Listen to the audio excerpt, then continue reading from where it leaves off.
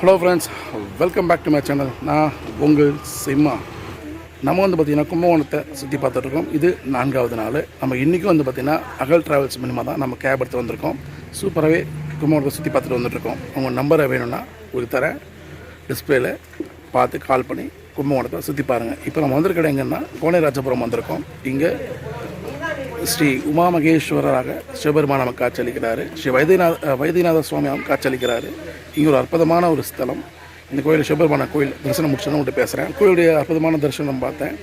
எங்கேயுமே இல்லாத நடராஜரை இங்கே பார்க்க முடியும். உடம்புல இப்போ எப்படி நம்ம மனிதனுக்கு நமக்கெல்லாம் நமக்கு இந்த மச்சங்கள்லாம் தெரியும் இல்லையா, அதே போல் இங்கே இருக்கக்கூடிய நடராஜ சுவாமியை நம்ம பார்க்க முடியும். மிக பிரம்மாண்டமான நடராஜ சுவாமியை பார்க்கலாம்.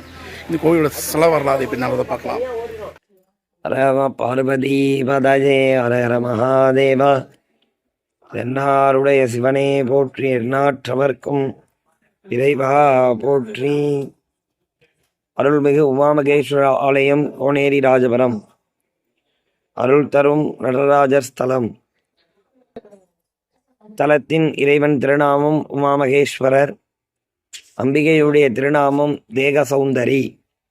இத்தலத்தின் ஸ்தல சிறப்பு: முன்பொரு காலத்தில் பூமாதேவி தாயார் பூலோக பாரங்கள் தாங்காமல் இத்தல இறைவனை வழிபட்டு பூஜை செய்து பூலோக பாரம் குறைத்து அசுருடைய பய விமோசனத்தை போக்கி இத்தல உமாமகேஸ்வர பெருமான் பூமாதேவிக்கு அருள் செய்த ஸ்தலமாகும். அதனால்தான் சுவாமிக்கு இந்த ஸ்தலத்தில் பூமிநாதேஸ்வரர் அப்படின்னு ஒரு பெயர் உண்டு.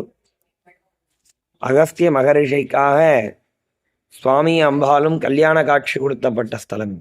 அதனால்தான் இறைவன் இங்கே மேற்கு பார்த்தும் அம்பாள் கிழக்கு பார்த்துமாக கல்யாண கோலத்தில் சுவாமி அம்பாள் காட்சி கொடுக்கிறார். அதே மாதிரி இந்த ஸ்தலத்தில் ராஜராஜ சோழனுடைய பாட்டியார் கண்டராதித்த சோழன் மனைவி சம்பியன் மகாதேவிங்கிற ராணியால் கட்டப்பட்ட ஸ்தலமாகும்.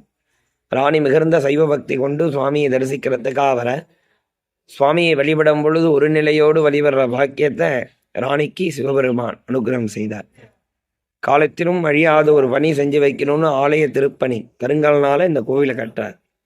அப்போ பூலோக பிரபஞ்சத்திற்கெல்லாம் அதிபதியான நடராஜ பெருமானையும் சிவகாமி அம்மையும் செய்ய சொல்றார்.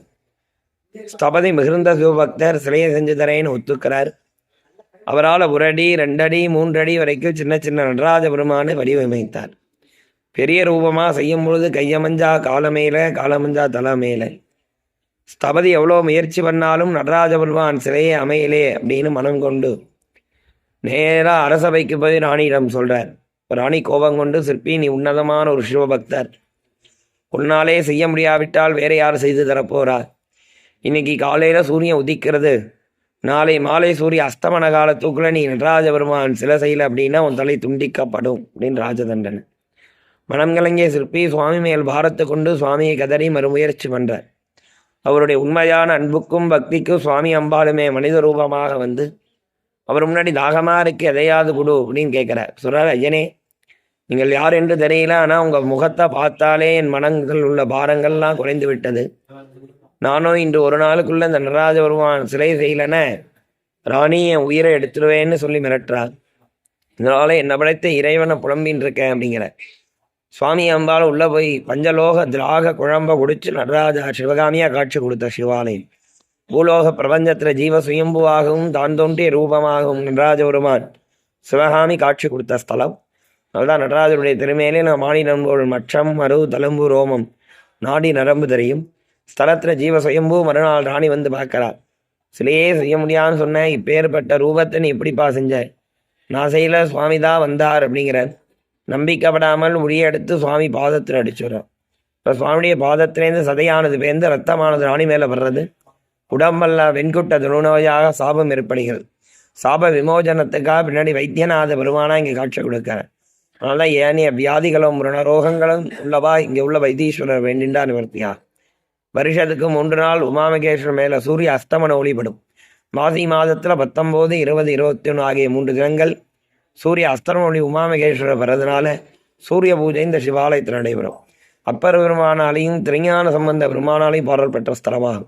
ஸ்தலத்தை வரணும்னாலே திருஜன்மால புண்ணிய பிராப்தம் இருந்து அவன் அருளாலே அமன்தாள் வணங்கிய அந்த சிவபெருமானுடைய அனுக்கிரகம் நமக்கு இருந்தால் மட்டும்தான் இந்த சிவாலயத்தில் சுவாமி வழிபடலாம். அப்பேற்பட்ட உன்னதமான ஸ்தலம். ஓம் நம சிவாய்.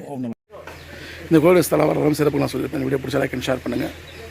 நம்ம சேனலை முதல் முறையாக பார்க்கலாம் சப்ஸ்கிரைப் பண்ணி பக்கத்துக்கு பில் அடிச்சுடுங்க. அப்போ நான் வீடியோஸ் நோட்டிஃபிகேஷன்ஸ் வரும். அடுத்த பார்க்கலாம். See you. Bye.